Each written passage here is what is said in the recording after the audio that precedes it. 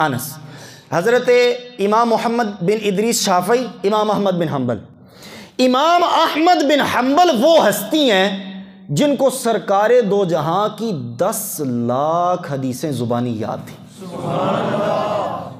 10 نہیں، 10 لاکھ۔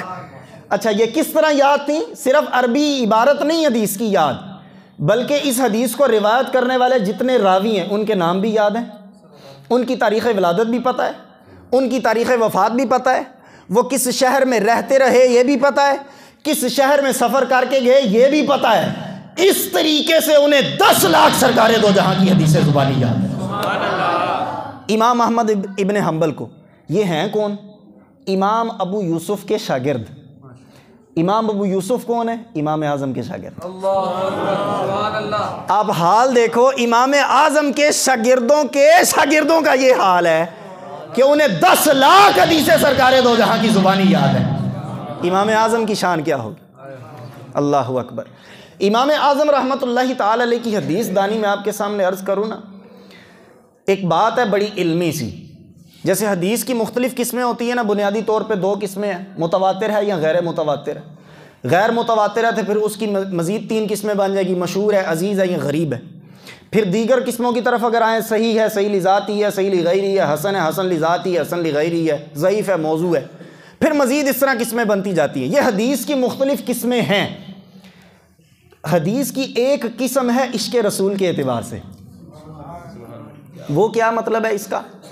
جیسے مثال کے طور پہ میں آپ کے سامنے کوئی حدیث پڑھتا ہوں نا، اس میں آپ کو کہوں گا کہ فلاں راوی نے فلاں سے سنا، اس نے فلاں سے سنا، اس نے فلاں سے سنا، اس نے تابعی سے سنا، اس نے صحابی سے سنا، پھر صحابی نے سرکار دو جہاں سے سنا۔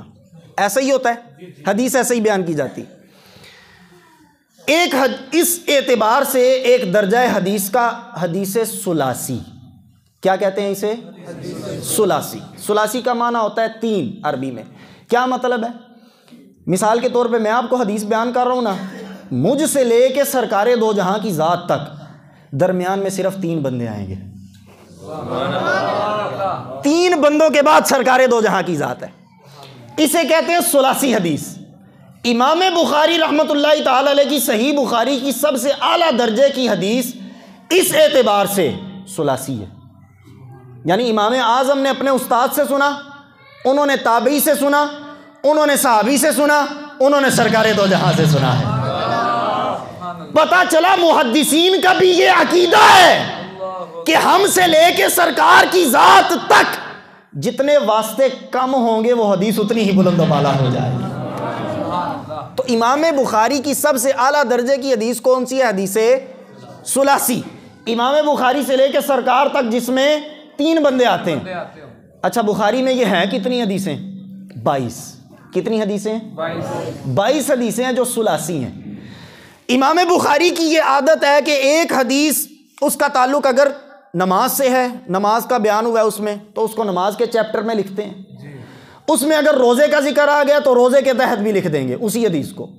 اس میں اگر زکوٰۃ کا ذکر آ گیا تو زکوٰۃ میں بھی وہی حدیث لکھ دیں گے۔ یعنی ایک حدیث ایک ہی ہے لیکن بات اس میں 3-4 چیزوں کی بات ہے، تو اسے ہر چیپٹر کے تحت لکھتے جا رہے ہیں، تو یہ کنٹینیو ہو رہی ہے، حدیث بار بار آ رہی ہے۔ اسے کہتے ہیں مکررات، یعنی بار بار آنا۔